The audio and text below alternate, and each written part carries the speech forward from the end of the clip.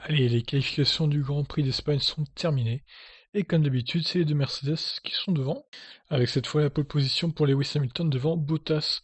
59 millièmes entre les deux. C'est toujours très serré entre les deux pilotes Mercedes. Max Verstappen donc troisième à 7 dixièmes. Perez et Stroll complètent le top 5. À une seconde pour Stroll. Albon, sixième, c'est un peu mieux. Même s'il reste quand même à 7 dixièmes et demi de son équipier avec la même voiture, donc ça fait un peu mal pour Albon.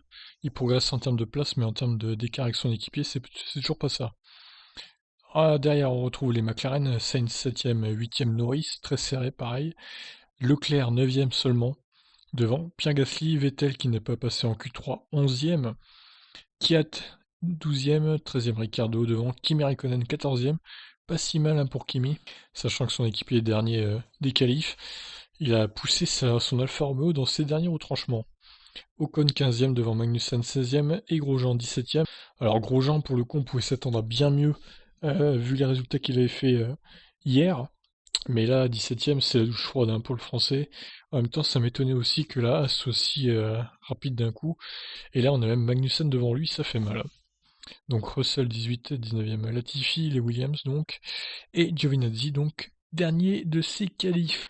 Bon ben écoutez voilà, c'est un peu toujours les mêmes qualifs, de toute façon c'est rarement différent. Bon là on peut quand même noter les Renault 13e et 15e seulement.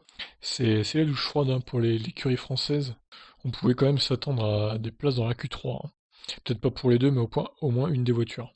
Alors ça va être intéressant demain pour la course parce que Max Verstappen un bon rythme de course, on a pu le voir aux essais libres, donc il pourrait peut-être quand même concurrencer les Mercedes sur toute la durée de la course.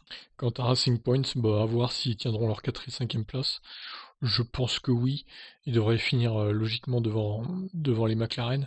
Alors Albon, c'est le point d'interrogation, est-ce qu'il va se réveiller en course ou est-ce qu'il va sombrer? Ou est-ce qu'il va rester 6e? C'est dur à dire. Et Leclerc 9ème, bah Leclerc ça va être compliqué pour lui de remonter. Peut-être quand même qu'il pourra passer les deux McLaren, mais mieux que 7ème, je vois pas trop comment c'est possible en fait. Quant à Vettel, bah s'il termine dans les points, ça sera déjà bien, parce que lui en ce moment, c'est pas ça. Voilà, bah écoutez, je vous laisse me dire ce que vous pensez qu'il y aura comme classement à la fin de la course. Moi je pense que le top 5 va pas trop bouger. Peut-être que Verstappen pourra gratter la deuxième place, voire peut-être la victoire, qui sait. Allez, ciao.